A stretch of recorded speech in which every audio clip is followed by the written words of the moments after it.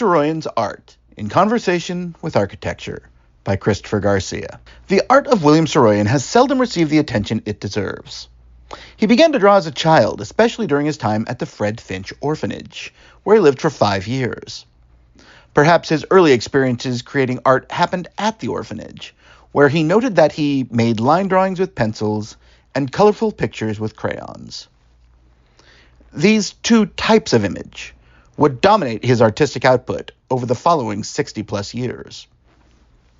The earliest surviving Saroyan artistic creations are from the late 20s and early 1930s. They are pencil drawings, and they speak to much of what Saroyan would have been seeing on his regular trips to the galleries along Market Street in San Francisco, or on his visits to the De Young Museum, or after 1935, to the San Francisco Museum of Art and Civic Center.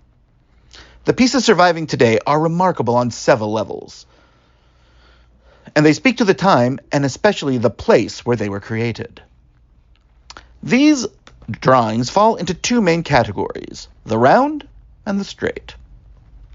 Many of his early works seem to revel in the use of circles, curls, and swoops.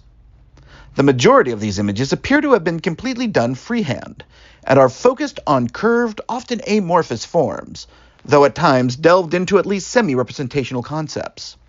One image, undated though likely from the earliest days of the 1930s, is clearly mimicking a guitar, especially through its title, Tone Musical. There is more than a passing resemblance to one of Pablo Picasso's guitars. Saroyan may well have seen at least one of those pieces created between 1910 and 1912, or one of the other similar works about guitars by the Futurists. These works are fairly simple, but they show a sort of controlled version of the energies that Saroyan would tap into in his mature works from the 1960s and 70s. Of the pieces in the Forever Saroyan collection, most were typically done on regular clean paper. Sometimes he would tear a sheet in half to allow him to create two separate, smaller pieces. Saroyan was a walker and would amble through San Francisco daily. In many ways, these works speak to the predominant architecture of the city at the time, Art Nouveau. The curves and asymmetry of Art Nouveau certainly seem to be in conversation with the work that Saroyan was producing in the earliest days of the 1930s. Many San Francisco buildings that Saroyan may well have seen, such as the Halliday building on Sutter with its curly-Q ironwork, worked within the Art Nouveau style. Most of the early buildings in the style had been destroyed in the 1906 earthquake, though many of the rebuilt buildings still deploy this style, including the Palace of Fine Arts, site of the Pan-Pacific Exposition of 1915, which a young Saroyan attended.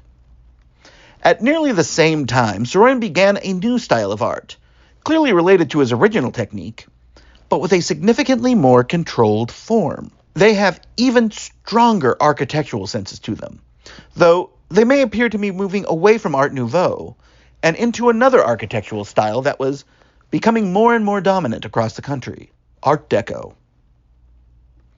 Art Deco was a style flourishing through America in the late 1920s, after having become massively successful in Europe in the mid-20s.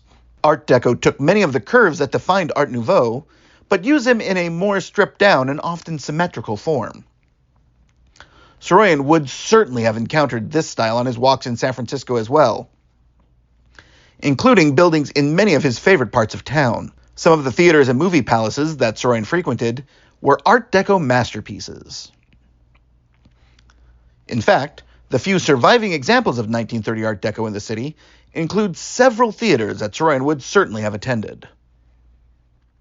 The lines in these works often incorporate the curves, but these are much more linear of an approach and may have incorporated straight edges in their creation.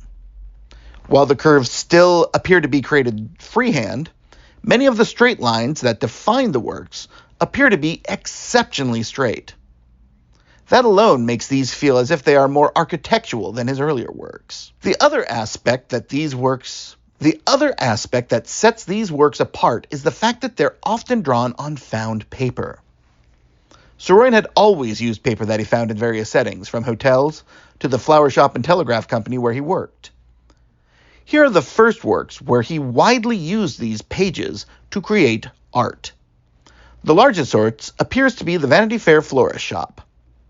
One particular set, Variations, was created on the reverse of a calendar. There are hundreds of pieces created on small scraps of paper in the William Saroyan Notes collection at Stanford's Green Library, though those may be closer in nature to doodles than composed works. The other difference is that these later works are almost always titled and dated, something not true of his earlier works. These would become the standard for Saroyan throughout his artistic output after 1931. Saroyan's later paintings would reflect some of the same ideas that came from these works of the 1930s, though would be much more in line with the art of the time than with the architecture around him. These, it would seem, were strictly exercises he undertook for the mind. As he noted on the backs of one of the drawings, likely from 1931, any painting is optically no more than a single, but static and therefore invariable glimpse of a scene. This is the physical nature. It is much more, however. It may be mood, idea, or song, or its appeal may be purely intellectual, as are the drawings I make. Thank you for listening to From the Collection of Forever Saroyan. I'm Christopher Garcia. Talk to you next week.